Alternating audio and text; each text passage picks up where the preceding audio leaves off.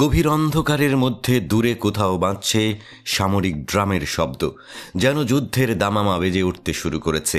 Iran থেকে উড়ে আসছে একের পর এক হুঁশিয়ারি। এইবার আর ছোটখাটো হামলা নয়, ট্রু প্রমিস 3 অভিযানে ধ্বংস হয়ে যাবে ইসরায়েল। ইরানের বিপ্লবী গার্ড বাহিনী IRGCর শীর্ষ কমান্ডার ইব্রাহিম জাব্বারি সম্প্রতি ঘোষণা করেছেন, ইসরায়েলের বিরুদ্ধে এই হামলা হবে নিখুঁত, সময় উপযোগী এবং এতটাই ব্যাপক যে তেল আবিব ও হাইফার অস্তিত্বই মুছে যাবে।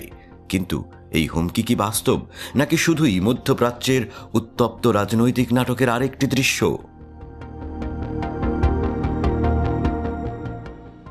2024 সালে ইরান 2 দফায় ইসরায়েলের উপর বড় ধরনের ড্রোন ও ক্ষেপণাস্ত্র হামলা চালিয়েছিল, কিন্তু যুক্তরাষ্ট্র ও তার মিত্রদের সহযোগিতায় ইসরায়েল প্রায় সব হামলায় প্রতিহত করতে সক্ষম হয়।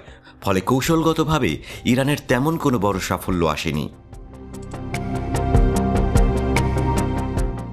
তবে এবার ইরান আরও বড় আকারের হামলার হুমকি দিচ্ছে, যেখানে অংশ নেবে তাদের মিত্র গোষ্ঠীগুলো হিজবুল্লাহ, হামাস এবং ইয়েমেনের হুথি বিদ্রোহীরা।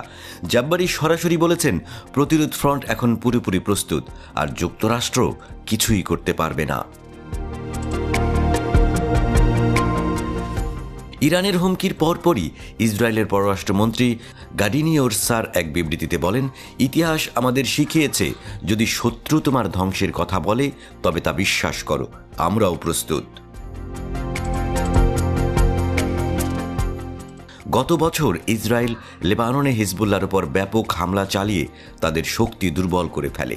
পাশাপাশি সিরিয়ায় একাধিক সফল অভিযান চালিয়ে ইরান সমর্থিত বাহিনীগুলোর অবস্থান দুর্বল করেছে। এমনকি অক্টোবর মাসে ইসরায়েলি এক বিমান হামলায় ইরানের রাশিয়া সরবরাহকৃত বিমান প্রতিরক্ষা ব্যবস্থাও ধ্বংস হয়ে যায়। বিশ্বব্যাপী কূটনৈতিক বিশেষজ্ঞরা মনে করছেন, ইরান ও ইসরায়েলের মধ্যে যদি সত্যিই বড় ধরনের যুদ্ধ শুরু হয়, তবে তা মধ্যপ্রাচ্যের স্থিতিশীলতাকে চরম বিপদের মুখে ফেলবে। যুক্তরাষ্ট্র, রাশিয়া, চীন সবকটি পরাশক্তির নজর এখন এই সংঘাতে। ইরানের সর্বোচ্চ নেতা আয়াতুল্লাহ খামেনিও সম্প্রতি ক্ষেপণাস্ত্রের পরিসর আরও বাড়ানোর নির্দেশ দিয়েছেন। অর্থাৎ ইরান শুধু ইসরায়েল নয়, সম্ভবত তার মিত্রদেরও টার্গেট করতে চায়। নিশ্চিতভাবে বলা যায়, মধ্যপ্রাচ্যের এই অগ্নিগর্ভ পরিস্থিতি এখন আরও বিস্ফোরক হতে চলেছে।